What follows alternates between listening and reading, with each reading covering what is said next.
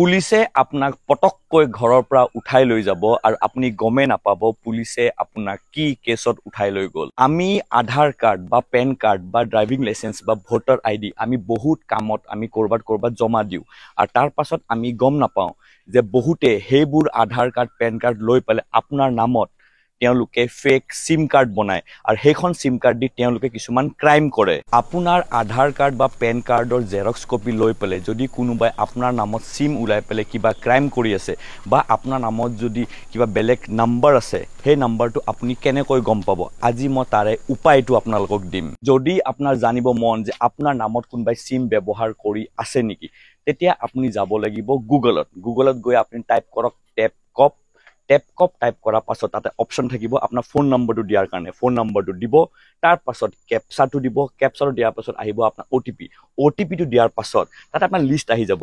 মানে ধৰকচোন আপোনাৰ নামত যদি কোনোবাই সিম ব্যৱহাৰ কৰে তাতে লিষ্ট আহি যাব আৰু লিষ্টৰ ভিতৰত যদি এনেকুৱা এটা নাম্বাৰ আহে যোনটো নাম্বাৰ আপোনাৰ নহয় আৰু আপোনাৰ নামত কোনোবাই ব্যৱহাৰ কৰি আছে, তাতে আপুনি টাইপ কৰি দিব, য'ত মানে অপশন থাকিব নট মাই নাম্বাৰ বুলি। নট মাই নাম্বাৰত আপুনি ক্লিক কৰি দিব।